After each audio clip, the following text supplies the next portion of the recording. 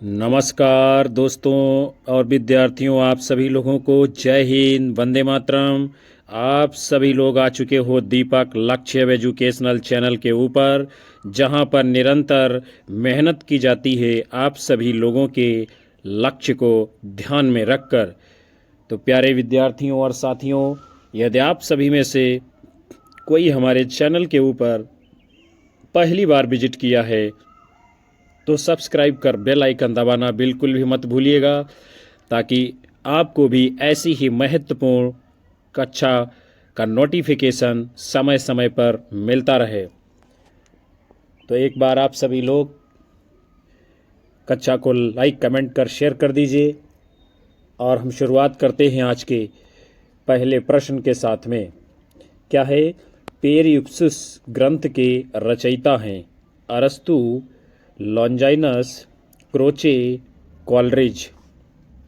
आप सभी लोगों को अपना उत्तर करना है विद्यार्थियों, और बताना है ये ग्रंथ किसका है। तो यदि आप सभी लोगों ने अपना उत्तर चुना है विद्यार्थियों विकल्प बी, तो सही जवाब होगा बिल्कुल, यानी पेरिप्सुस ये ग्रंथ किसका है? पाश्चात्य काव्यशास्त्री लॉन्जाइनस जी का। हम लोग आगे देखते हैं। लॉन्जाइनस यानी पेरिप्सुस ग्रंथ के रचयिता हैं। उदात्त सिद्धांत के प्रवर्तक लॉन्जाइनस जी माने गए हैं। लॉन्जाइनस मूल यूनानी नाम इनका जो है लोंगिनुस है। क्या है? लोंगिनुस। और समय इनका जो है ईसा की प्रथम या तृतीय शताब्दी माना जाता है। पेरिप्सुस ग्रंथ का पहली बार प्रकाशन सन 1954 ईस्वी में इतालवी विद्वान रेबे रतेल्लो ने कराया था। पेरिप्सुस मूलतः भाषण शास्त्र रेटोरिक ग्रंथ है। लॉन्जाइनस ने पेरिप्सुस की रचना पत्र के रूप में पोस्तुमियुस तेरेंतियानुस नामक व्यक्ति को संबोधित करके की है। आगे बढ़ते हैं। लॉन्जाइनस ने अपनी रचना पेरिप्सुस में, किसमें? पेरिप्सुस में उदात्त को काव्य की आत्मा माना है। क्या माना है? काव्य की आत्मा किसको? उदात्त को। उदात्त का निरूपण सर्वप्रथम केकिलियुस नामक व्यक्ति ने किया था। यह रोचक बात है कि कुछ विद्वान जहां लॉन्जाइनस को प्रथम रोमांटिक समीक्षक मानते हैं, तो कई विद्वान सर्वोत्तम क्लासिकल समीक्षक भी मानते हैं। किसको? लॉन्जाइनस को। और लॉन्जाइनस ने कहा था जो है उदात्त महान आत्मा की प्रतिध्वनि है। क्या है? उदात्त महान आत्मा की प्रतिध्वनि है। हम लोग विद्यार्थियों बढ़ चलते हैं अगले क्वेश्चन की ओर। क्या है? लॉन्जाइनस के उदात्त के स्रोत में सम्मिलित नहीं है भावावेश की तीव्रता, गरिमामय रचना विधान, अत्यधिक शब्दाडंबर, समुचित अलंकार योजना। तो जो लॉन्जाइनस के उदात्त के स्रोत में नहीं है वो उत्तर है आपका विकल्प सी, अत्यधिक शब्दाडंबर। भावावेश की तीव्रता ये स्रोत है, गरिमामय रचना विधान भी है, समुचित अलंकार योजना भी है। फिर जो है आगे बढ़ेंगे हम लोग।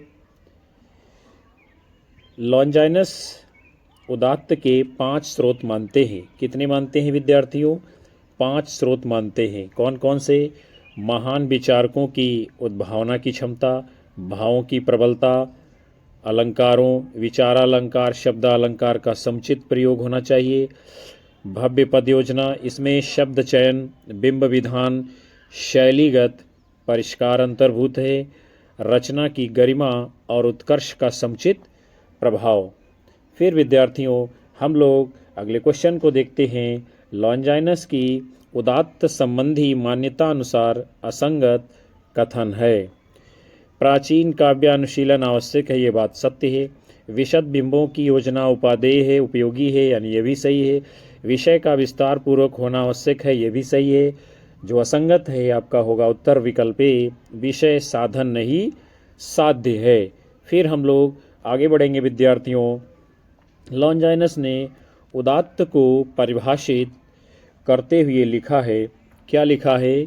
उदात्त अभिव्यंजना का अनिर्वचनीय प्रकर्ष और वैशिष्ट्य है। लॉन्जाइनस ने उदात्त की उत्पत्ति के लिए प्रतिभा को सर्वाधिक महत्व दिया है। लॉन्जाइनस के अनुसार उदात्त का कार्य अनुनयन नहीं बल्कि सम्मोहन या लोकोत्तर आह्लाद है। जहाँ प्लेटो और अरस्तु ने उपदेशात्मकता और आनंद को काव्य तथा कला का मूल माना है, वहीं लॉन्जाइनस ने आनंदानुभूति को काव्य और कला का मूल उद्देश्य माना है। हम लोग बढ़ेंगे अगले क्वेश्चन की ओर। क्या है? क्रोचे की मान्यता नहीं है। कौन सी नहीं है देखेंगे हम लोग। तो स्वयं प्रकाश ज्ञान बौद्धिक ज्ञान से स्वतंत्र व स्वायत्त होता है, ये बात सही है क्रोचे के विषय में। अभिव्यंजना ज्ञान रूप है और काव्य प्रकाशन कर्म रूप है, ये भी सही है। कला एक आध्यात्मिक प्रक्रिया है, ये भी सही है। जो क्रोचे की मान्यता नहीं है, आपका उत्तर होगा विकल्प ए, सहज ज्ञान और प्रत्यक्ष ज्ञान में अभेद है। यही बात जो है इनके विषय में सही नहीं है।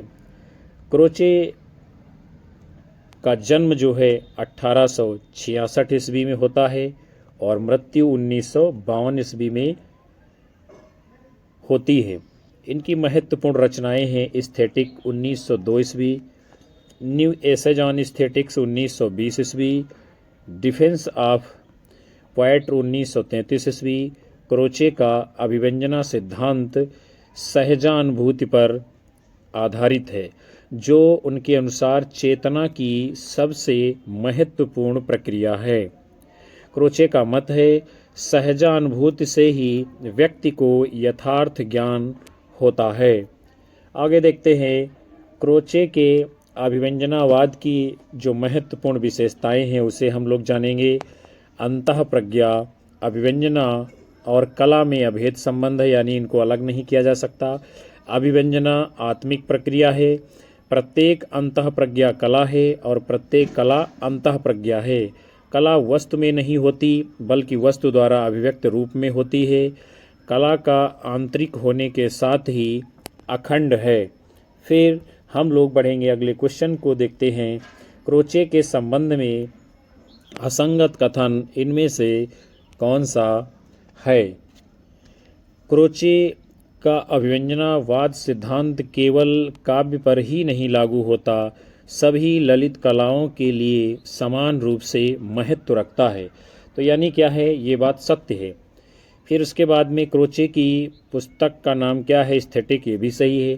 क्रोचे ये जो है आत्मवादी दार्शनिक थे, ये भी बात सत्य है। जो असंगत है आपका विकल्प सी, क्रोचे ने मार्क्स द्वारा प्रतिपादित द्वंद्वात्मक भौतिकवाद को स्वीकार किया है, नहीं स्वीकार किया है। फिर हम लोग आगे देखते हैं क्रोचे ये प्रत्ययवादी दार्शनिक थे। कैसे थे विद्यार्थियों? प्रत्ययवादी दार्शनिक थे और ये आत्मवादी भी माने जाते हैं।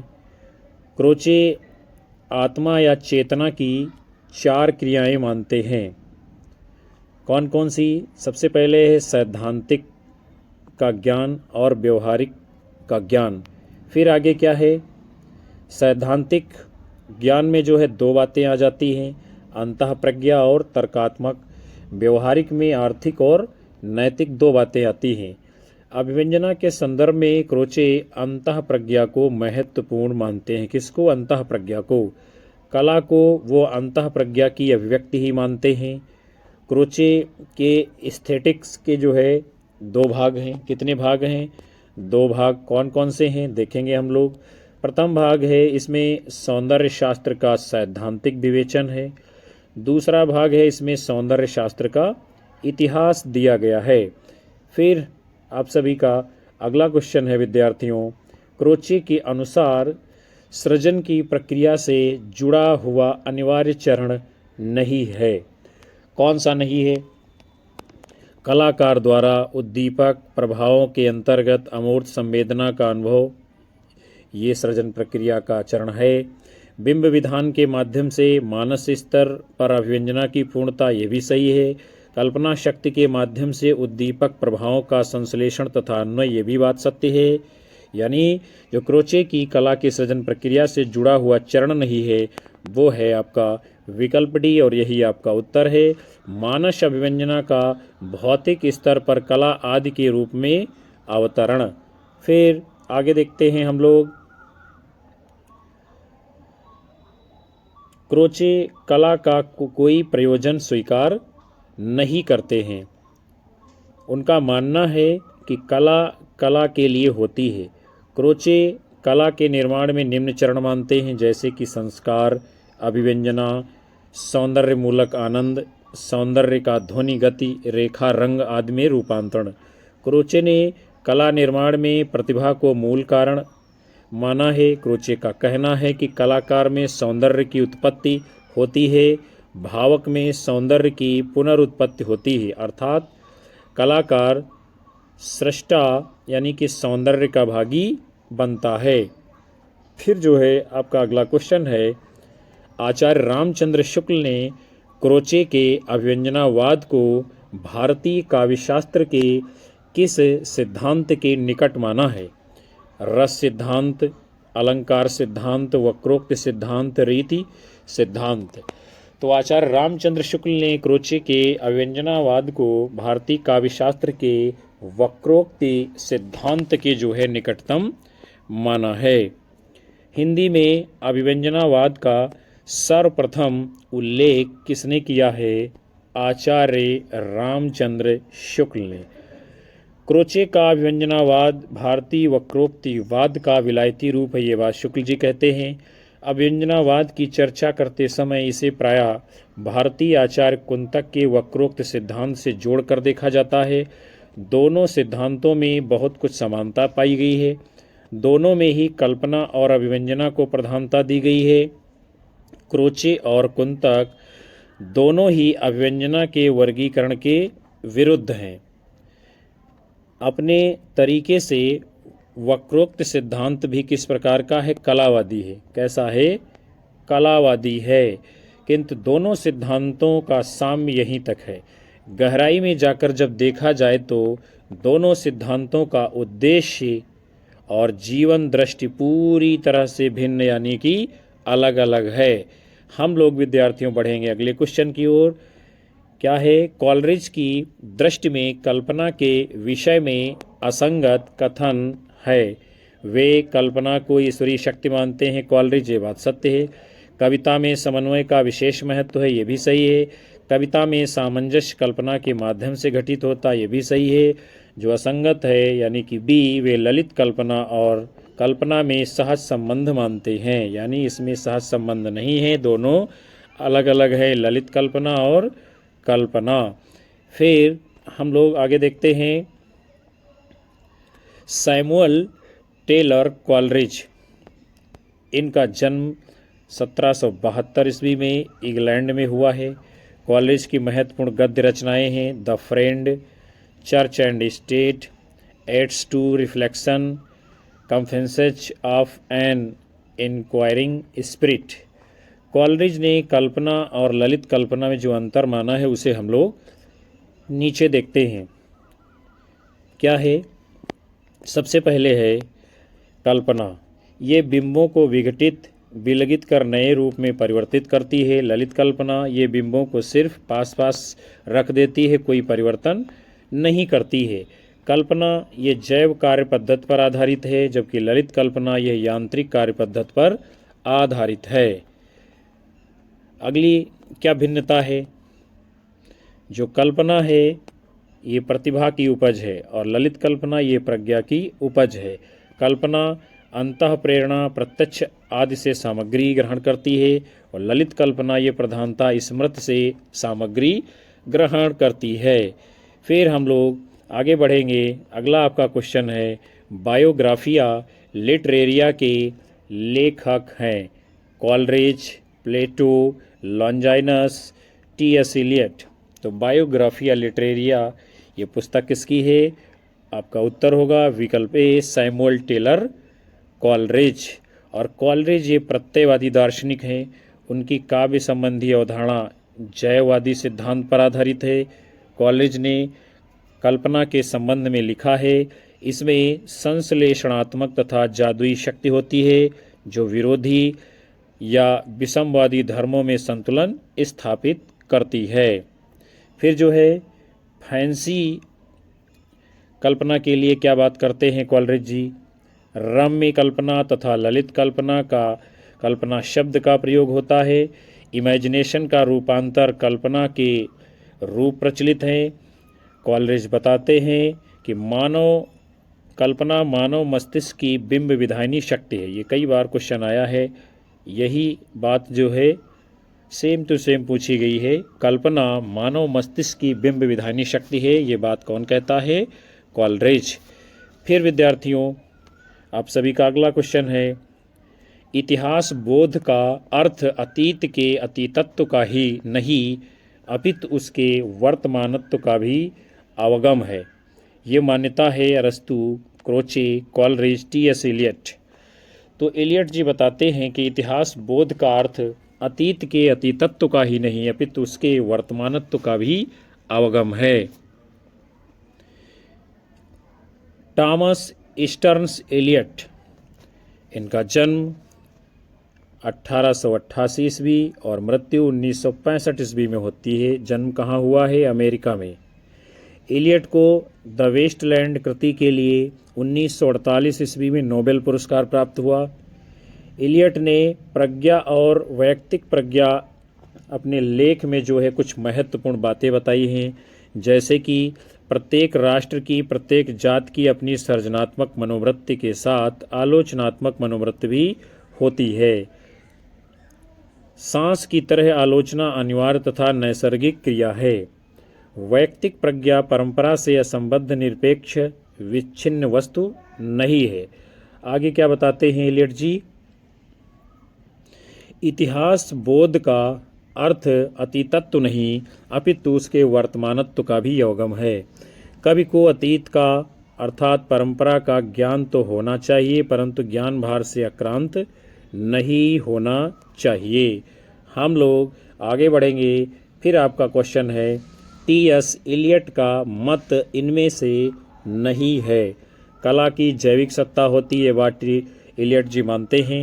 कविता का अपना एक अलग स्वतंत्र जीवन है, ये भी बात एलियट के विषय में सही है। काव्यगत संवेदना और कवि के मन की संवेदना भिन्न होती है, ये भी बात एलियट के विषय में सही है। जो सही मत नहीं है यानी उत्तर आपका है विकल्प डी, कला का संवेग वैयक्तिक होता है यानी कि वैयक्तिक नहीं होता है। आगे बढ़ते हैं हम सभी लोग। एलियट की आलोचना का मूल आधार जो लेख है उनका tradition and the individual talent यानी परंपरा और वैयक्तिक प्रज्ञा दिस सेक्रेड वुड में संकलित है। एलियट के अनुसार कला व्यक्तित्व की अभिव्यंजना नहीं बल्कि उससे पलायन है। उन्होंने स्पष्ट किया है कि लेखक और कवि का व्यक्तित्व एक उत्प्रेरक की तरह होता है जो रचना को प्रभावित तो करता है पर उसे दिखाई नहीं देता है। फिर जो है एलियट ने कला को दूर से देखे जाने वाली वस्तु के रूप में प्रस्तुत किया है। कैसे? दूर से देखे जाने वाली वस्तु के रूप में। एलियट का निर्वैयक्तिकता का जो सिद्धांत है स्वच्छंदतावादियों के काव्य सिद्धांत के विपरीत है। एलियट ने दावा किया है कि स्वच्छंदतावादियों की रचना प्रक्रिया भावों की अभिव्यक्ति नहीं बल्कि जो है उसका दमन करती है। हम सभी लोग बढ़ चलते हैं अगले क्वेश्चन की ओर। किस कथन से एलियट सहमत नहीं हैं? देखते हैं कौन से कथन से एलियट जो है सहमत नहीं हैं। परंपरा के ज्ञान से साहित्यकार को यह जानकारी हो जाती है कि उसे क्या करना चाहिए, ये बात सत्य है। परंपरा के ज्ञान से ये ज्ञात होता है कि साहित्यकार की कृति का मूल्य क्या है, ये भी सही है। परंपरा दाय के रूप में स्वयं उपलब्ध नहीं होती है, उसे प्राप्त करने के लिए सचेष्ट प्रयत्न करना पड़ता है। जो सही नहीं है एलियट के विषय में आपका उत्तर होगा जो विकल्प ए, परंपरा अतीत के प्रति विद्रोह संभव नहीं है। यही बात जो है एलियट के विषय में सही नहीं है। आगे देखते हैं हम लोग एलियट क्या बताते हैं। किसी भी रचना का मूल्यांकन रचनाशीलता की संपूर्ण परंपरा की सापेक्षता में होना चाहिए। यानी परंपरा को मानते हैं। इसका अर्थ है कि किसी रचना का महत्व उतना ही होता है जितना समंजन वह संपूर्ण परंपरा में करती है। इलियड परंपरा को वर्तमान से अलग नहीं बल्कि उसका एक हिस्सा मानते हैं। नए कवियों के लिए इलियड अतीत के ज्ञान को जरूरी मानते हैं। इलियड के tradition and the individual talent यानी परंपरा और वैयक्तिक प्रज्ञा नामक लेख में का उद्देश्य क्या है?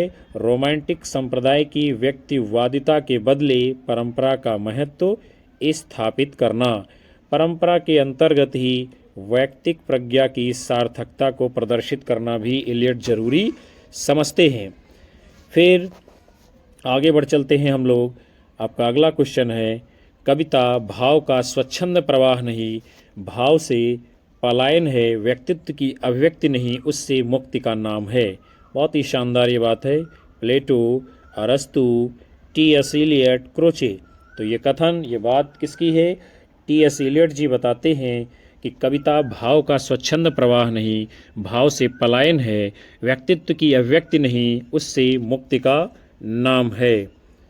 और इलियट ने अपनी आलोचना को निजी काव्य कर्मशाला का उपजात या काव्य निर्माण के प्रसंग में अपने चिंतन का विस्तार कहा है। क्या कहा है? निजी काव्य कर्मशाला का उपजात या काव्य निर्माण के प्रसंग में अपने चिंतन का विस्तार है। टी.एस. इलियट का प्रमुख ग्रंथ इनके कौन कौन से हैं? द सेक्रेड वुड 1920 ईस्वी, homage to John Dryden, Elizabethan essays, the use of society poetry and the use of criticism, selected essays, essays ancient and modern, knowledge and experience. फिर हम लोग आगे बढ़ते हैं। इलियट के अनुसार कविता कवि व्यक्तित्व की अभिव्यक्ति नहीं वरन व्यक्तित्व से पलायन है। इलियट का कहना है कि कविता का भाव निर्वैयक्तिक होता है और कवि इस निर्वैयक्तिकता को तब तक नहीं पहुंच सकता जब तक वो करणीय कर्म के प्रति अपने आप को पूरी तरह समर्पित नहीं कर देता। इलियट ने रुच परिष्कार को आलोचना का अन्यतम प्रयोजन माना है। इलियट का मूर्त विधान भारतीय रस सिद्धांत का विभावन व्यापार है। फिर आप सभी लोगों का अगला क्वेश्चन है, रस ध्वनि किसे कहा गया है? अर्थांतर संक्रमित वाच्य ध्वनि, अत्यंत तिरस्कृत वाच्य ध्वनि, संलक्ष्य क्रम व्यंग ध्वनि, असंलक्ष्य क्रम व्यंग ध्वनि।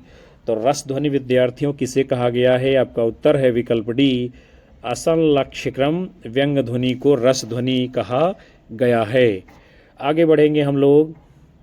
जहाँ व्यंग्यार्थ विभाव अनुभाव संचारी भाव के संयोग पर आधारित होता है वहाँ रस ध्वनि होती है। रस ध्वनि, रस आदि ध्वनि को असंलक्ष्य क्रम व्यंग ध्वनि भी कहते हैं क्योंकि अन्य ध्वनि भेदों की तुलना में इसमें वाच्यार्थ के अनंतर व्यंग्यार्थ की प्रतीति इतनी त्वरित होती है कि जो लक्षित नहीं होती है।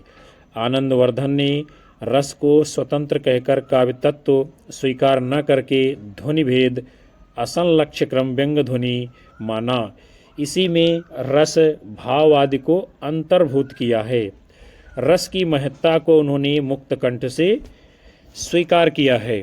फिर हम लोग आगे बढ़ेंगे। अगला आपका क्वेश्चन है, वाच्यार्थ की वांछनीयता एवं उसका व्यंगनिष्ठ होना ध्वनि के किस भेद की विशेषता है? विवक्षितान्य परवाच्य ध्वनि, अविवक्षित वाच्य ध्वनि, अर्थांतरन संक्रमित वाच्य ध्वनि, अत्यंत तिरस्कृत वाच्य ध्वनि। तो वाच्यार्थ की वांछनीयता एवं उसका व्यंगनिष्ठ होना ध्वनि की किस भेद की विशेषता है? विवक्षितान्य परवाच्य ध्वनि यानी कि विकल्प ए आपका सही उत्तर होगा। आगे बढ़ते हैं हम सभी लोग। आनंदवर्धन ने सर्वप्रथम ध्वनि के भेद किए हैं। किसने? आनंदवर्धन ने। अविवक्षित वाच्य ध्वनि या लक्षण मूला ध्वनि, विवक्षितान्य परवाच्य ध्वनि अथवा अभिधा मूला ध्वनि। ध्वनि के भेदों और उपभेदों को हम लोग नीचे देख लेते हैं तालिका के माध्यम से। जैसे ध्वनि के भेद हैं, पहले अविवक्षित वाक्य ध्वनि, इसी को लक्षणामूला ध्वनि कहते हैं। विवक्षितान्य परवाच्य ध्वनि, इसको जो है अभिधामूला ध्वनि भी कहते हैं। और लक्षणामूला ध्वनि के अर्थांतर संक्रमित वाच्य ध्वनि, अत्यंत तिरस्कृत वाच्य ध्वनि, दो भेद हैं।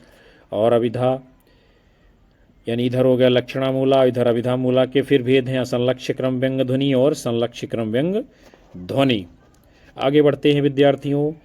जहाँ व्यंग्यार्थ के पूर्व मुख्यार्थ विद्यमान रहता है, यानी जहाँ व्यंग्यार्थ के पूर्व मुख्यार्थ विद्यमान रहता है अर्थात मुख्यार्थ बोध नहीं रहता तथा जिससे लक्ष्यार्थ के ग्रहण की आवश्यकता पड़े, वहाँ विवक्षितान्य परवाच्य ध्वनि अथवा अभिधामूला ध्वनि होती है।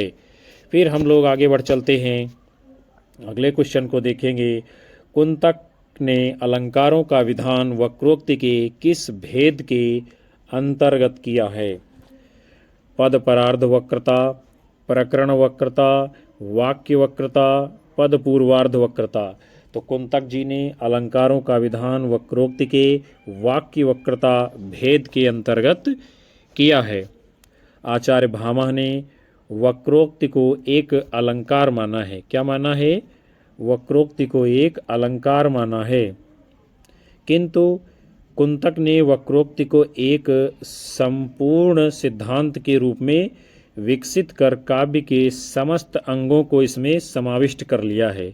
इसलिए कुंतक को वक्रोक्ति संप्रदाय का प्रवर्तक माना जाता है।